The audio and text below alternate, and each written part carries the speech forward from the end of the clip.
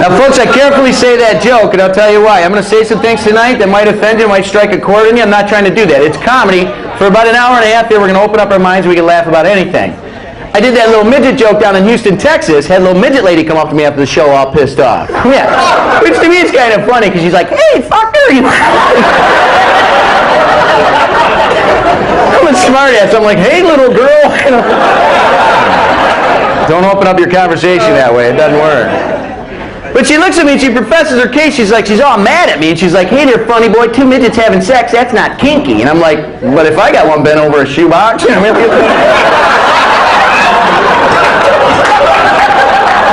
hey, she was getting pissy with me, all right? But now she's really mad. She looks at me and she goes, don't you know what I do? Now it's like a guessing game. I'm like, you're a waitress in a limo.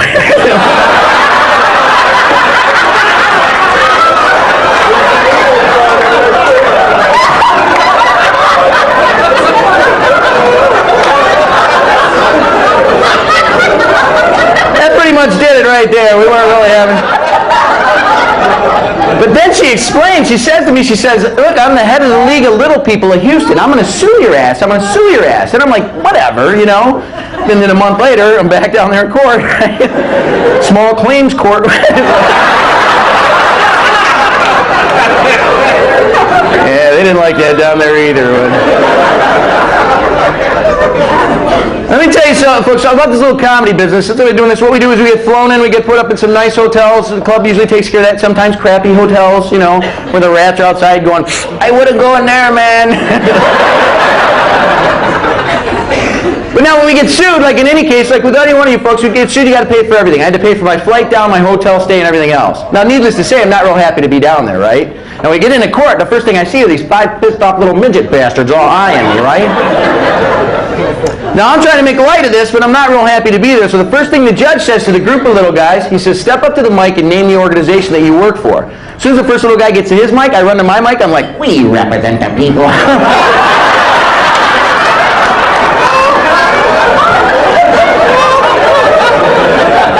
Yeah, I lost the cage, but that shit was funny, man.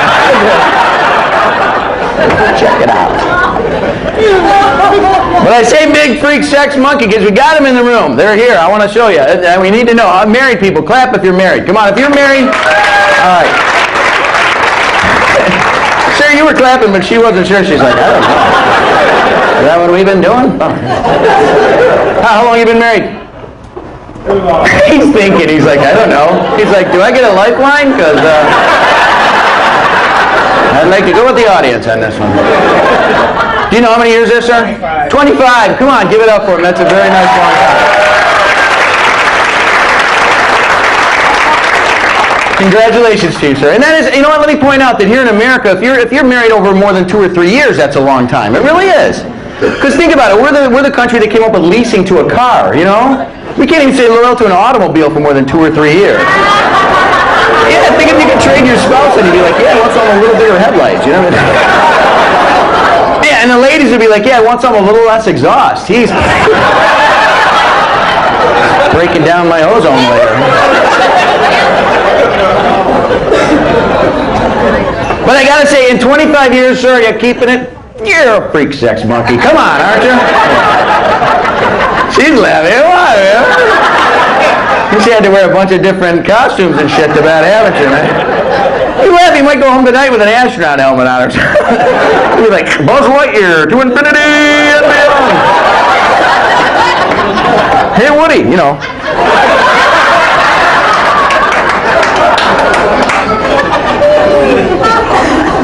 Well, you gotta spice it up, don't you? In 25 years, you gotta throw a little spice in there. Have you ever done it in the elevator? Have you ever? Oh, you fucking do it tonight, sir. I'm not kidding. That is all around fun. I was dating this girl. She's like, do you want to do it in the elevator? I told you, I'm a freak. I'm like, oh, yeah. You know? So this is what we did. And I did some good thoughts for you folks if you decide to ponder this little avenue. The first thing we did is we got in the elevator, and then we stopped the power between floors. Then we start ripping our clothes off, and we start going at it. Now be careful, because you got to get that one leg up. Okay, yeah. I didn't have to show you guys that. But now, folks, I think I'm doing relatively well, right? I think rhythm's going good, everything's working. Then I hear this guy back of me on the elevator go, hey, can I go to my next floor? I'm like, all right, give me my underwear. Quit slapping my ass. Come on. Then I'm like, what floor? Third floor? There you go. Third floor. Big guy like you probably get the 10th floor, couldn't you, buddy? You'd be all like, you better back up. Bing! There you go. There you go, folks. Let me hold the door for you. Yeah, there you go.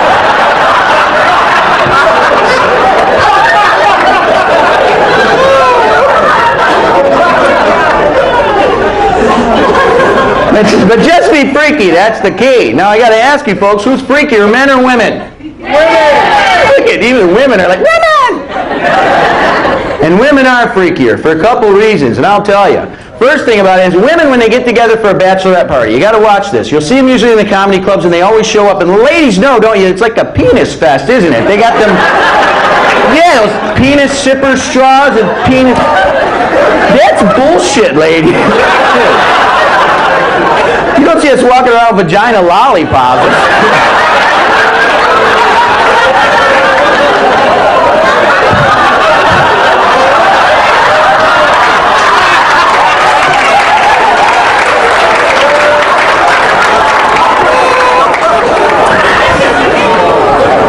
I just washed it down. That's terrible. Now, fact number 2 that makes women freakier than men, and the ladies know this as well, and I want to hear a response. Ladies go to sex toy parties, don't you, ladies? Clap, yeah. A goddamn convention going on tonight. And don't lie either, because I'll check your purse for a punch card or something. You see that, buddy? Be like, yeah, Martha, one more punch, I get a free dildo. Come on.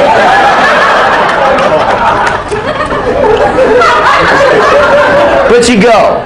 It's a whole new millennium, whole new level of sexual freedom. I speak for most of the guys in here, if not all. If you're going to go, go. And you're going to get those things, get them. All right? You know what I'm talking about, buddy? Yeah. Here's a thought, ladies. If you're going to get them, my only word of advice and caution would be is that you keep them up in a drawer where the kids can't get to them. Oh, yeah, laugh if you want, but nothing worse than a guy being woke up in the middle of the morning with a fake penis, laughing about his life.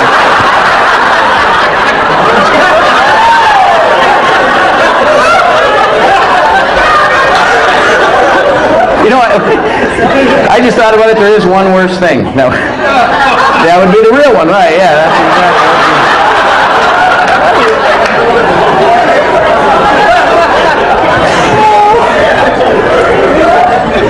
But women go, and they get them, and they're sized, right? They're small, medium, Scud missile, stealth bomber. I dated a girl, she ran those parties. Those big ones are kind of intimidating. Sometimes I use those for gardening.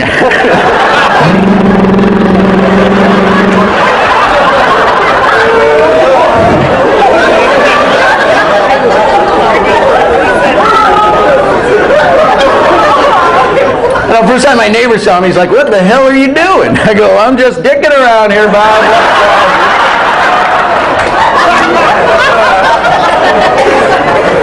He's like, is that a new Black & Decker? I'm like, it's a Black & Pecker.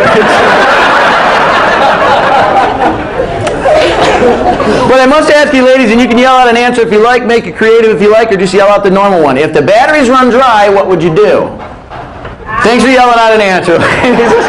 Use it anyway. Wow, she's very creative. She's the MacGyver of dildo.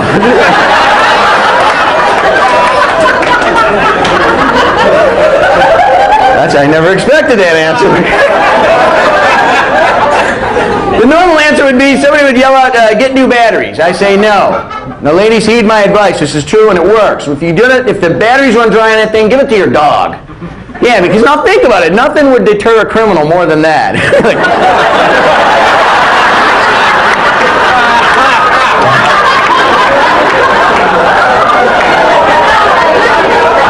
Come on, you see the crime prevention? Be like, I'm not going in there, man.